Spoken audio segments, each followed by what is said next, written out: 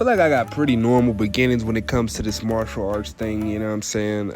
When I was younger, approximately, let's say 5, 6, maybe 7, I was bullied. No, nigga. Me being as tall as I am, you probably would have never thought that shit, bro. But I was skinny when I was little, and there was one dude who was bigger than me. So just to give you an idea how big this dude was, his older brother, actually, I forget what position he played in football, but he had a full ride scholarship for football. This nigga killed a dope fiend. So prior to the bullying starting, it was signs that this kid might be mentally ill. This nigga. All right, bro. We're in kindergarten.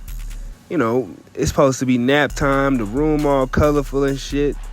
All you hear is a scream from this little girl. Bro, you look to the back of the class. She's bleeding, bro. Do you know that this young man done cut the inside part of her finger where them bitches connect? Dog. Nah, this nigga was an actual problem. He was gone for like a whole year after he did that. So when I was younger, I had a gap and I had long hair. You know what I'm saying? And so, you know, niggas is just, they only know what's on the TV. So, you know what I'm saying? I'm getting all the jokes that I didn't get the references to. You know what I'm saying? If I got the references to now that I'm older, I would have probably laughed and baked them niggas back. Which this doesn't become a character development until like 2-3 years later, where I actually developed the ability to fucking roast. You know, one thing leads to another. I'm getting baked to hell. I go home or whatever, and I'm telling my dad what happened. Now, my dad, he's a Rastafarian. That nigga ain't going for none of the bullying teen, man. That nigga blew up, and I thought I was finna die. I thought everybody was finna die that was involved in the bullying incident. He asked where this nigga people was at. He asked where he was at. I was like, shit. So my mom, she did the sensible thing, you know, on some community shit. She went and she found Seha. Shout out to Seha. Baba Shango came out to the hood and taught the young niggas how to scrap. Ever since then, nobody ever fucked with me. And excuse me for saying young nigga, because I know that we're not supposed to be cussing like that. But gang, I'm not gonna lie, that's what they're doing on the internet now, and it's okay. I'm sorry. You know, the crazy thing about this bully is that me and him actually became really close friends afterwards, because he used to come to my grandmother's house and she used to babysit him, because his mom used to actually date my uncle. Fucking small world. But anyways, I would go on to do karate for about like 3 months or so. I got like one yellow stripe or some shit. But I found that I was pretty good at it, bro. I mean, I would compete in these competitions against these kids.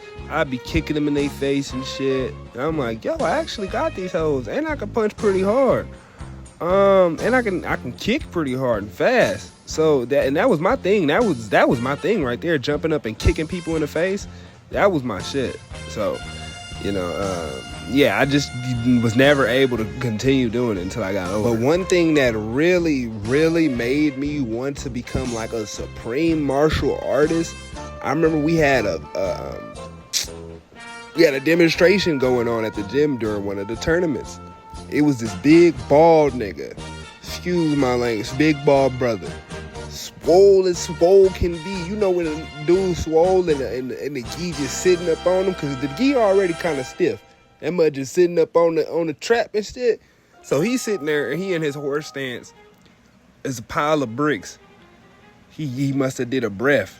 And like I say, my daddy Rastafarian, so we grew up off of knowledge of self and breath and all of that good stuff. So I'm like, whenever we get to karate and they talking about incorporating the breath into your strikes and all that, I'm all the way with it.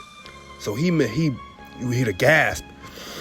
He vacuumed the whole air out the room. Boom!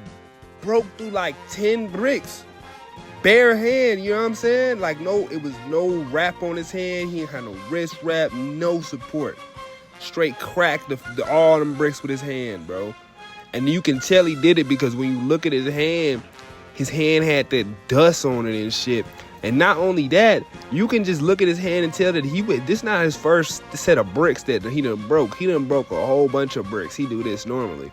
So I was like, man, that's the level I want to be on as an adult. So, you know, fast forward, you know, you get caught up in the world and shit, being a fucking teenager, being a kid. And you just like, man, you get away from that shit, right? And then you fucking get older and it's like, damn. Nigga, people done moved away, friends done moved away, shit, you got your own life. And now it's like, nigga, this is what I actually enjoy. I'm a fucking, I would say, I guess you would say a nerd, but nigga, that shit actually hard as fuck. That's like niggas' dreams. To really be on some fucking super ninja shit.